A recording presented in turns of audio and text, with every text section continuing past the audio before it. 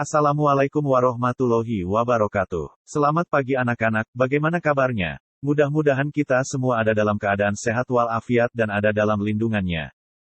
Pada pembelajaran PPKN sekarang, kita akan membahas tentang desentralisasi atau otonomi daerah dalam konteks Negara Kesatuan Republik Indonesia.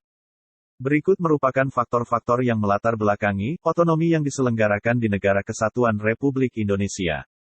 1.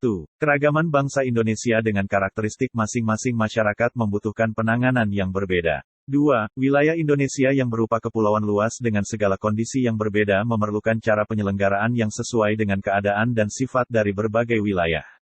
3. Pancasila dan Undang-Undang Dasar tahun 1945 menghendaki suatu susunan pemerintahan yang demokratis. 4. Efisiensi dan efektivitas penyelenggaraan pemerintahan Indonesia.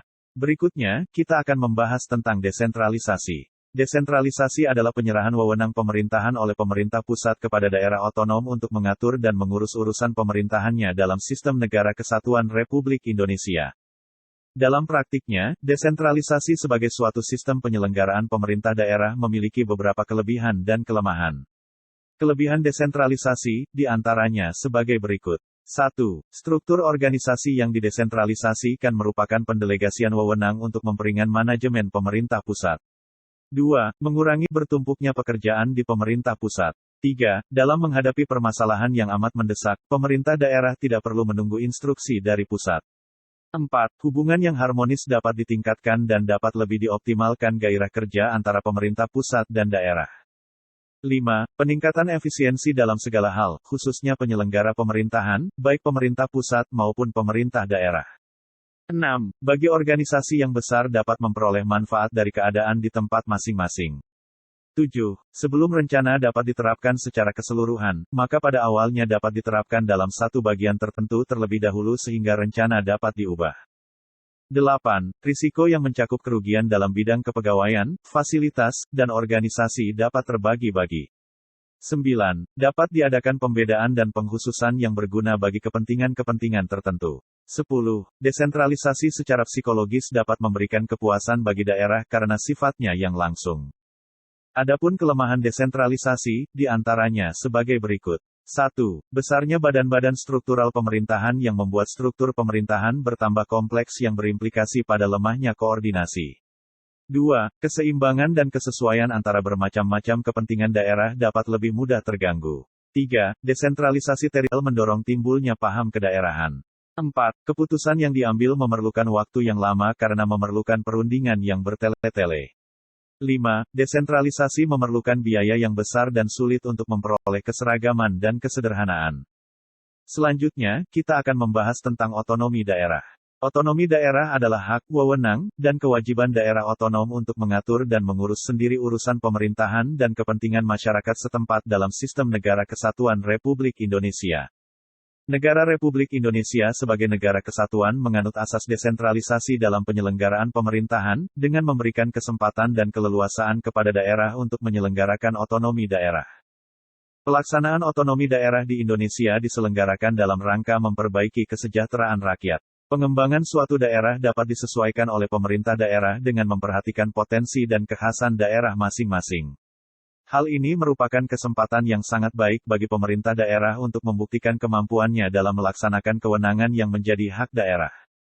Pelaksanaan otonomi daerah selain berlandaskan pada acuan hukum, juga sebagai implementasi tuntutan globalisasi yang diberdayakan dengan cara memberikan daerah kewenangan yang lebih luas, lebih nyata, dan bertanggung jawab terutama dalam mengatur, memanfaatkan dan menggali sumber-sumber potensi yang ada di daerahnya masing-masing. Maju atau tidaknya suatu daerah sangat ditentukan oleh kemampuan dan kemauan untuk melaksanakan pemerintahan daerah. Pemerintah daerah bebas berkreasi dan berekspresi dalam rangka membangun daerahnya. Berikutnya, kita akan membahas tentang nilai, dimensi, dan prinsip otonomi daerah di Indonesia. Otonomi daerah pada dasarnya adalah hak, wewenang, dan kewajiban daerah otonom untuk mengatur dan mengurus sendiri urusan pemerintahan dan kepentingan masyarakat setempat sesuai dengan peraturan perundang-undangan. Terdapat dua nilai dasar yang dikembangkan dalam Undang-Undang Dasar tahun 1945 berkenaan dengan pelaksanaan desentralisasi dan otonomi daerah di Indonesia, yaitu sebagai berikut. 1. Nilai unitaris, yang diwujudkan dalam pandangan bahwa Indonesia tidak mempunyai kesatuan pemerintahan lain di dalamnya yang bersifat negara, yang berarti kedaulatan yang melekat pada rakyat, bangsa, dan negara Republik Indonesia tidak akan terbagi di antara kesatuan-kesatuan pemerintahan. 2. Nilai dasar desentralisasi teritorial, yang bersumber dari isi dan jiwa Pasal 18 Undang-Undang Dasar Negara Republik Indonesia tahun 1945. Berdasarkan nilai ini pemerintah diwajibkan untuk melaksanakan politik desentralisasi dan dekonsentrasi di bidang ketatanegaraan. Berkaitan dengan dua nilai dasar tersebut di atas, penyelenggaraan desentralisasi di Indonesia berpusat pada pembentukan daerah-daerah otonom dan penyerahan atau pelimpahan sebagian kekuasaan dan kewenangan pemerintah pusat ke pemerintah daerah untuk mengatur dan mengurus sebagian kekuasaan dan kewenangan tersebut. Dengan demikian, titik berat pelaksanaan otonomi daerah adalah pada daerah kabupaten kota dengan beberapa dasar pertimbangan sebagai berikut. 1. Dimensi politik, kabupaten kota dipandang kurang mempunyai fanatisme kedaerahan sehingga risiko gerakan separatisme dan peluang berkembangnya aspirasi federalis relatif minim. 2. Dimensi administratif, penyelenggaraan pemerintahan dan pelayanan kepada masyarakat relatif dapat lebih efektif. 3. Kabupaten kota adalah daerah, ujung tombak, pelaksanaan pembangunan sehingga kabupaten kotalah yang lebih tahu kebutuhan dan potensi rakyat di daerahnya. Dalam pelaksanaan otonomi daerah, prinsip otonomi daerah yang digunakan, yaitu sebagai berikut. 1. Nyata, otonomi secara nyata diperlukan sesuai dengan situasi dan kondisi objektif di daerah. 2. Bertanggung jawab, pemberian otonomi diselaraskan atau diupayakan untuk memperlancar pembangunan di seluruh pelosok tanah air. 3. Dinamis, pelaksanaan otonomi selalu menjadi sarana dan dorongan untuk lebih baik dan maju. Demikian pembahasan materi pembelajaran PPKN tentang desentralisasi atau otonomi daerah dalam konteks Negara Kesatuan Republik Indonesia. Mudah-mudahan bermanfaat bagi kita semua. Wassalamualaikum warahmatullahi wabarakatuh.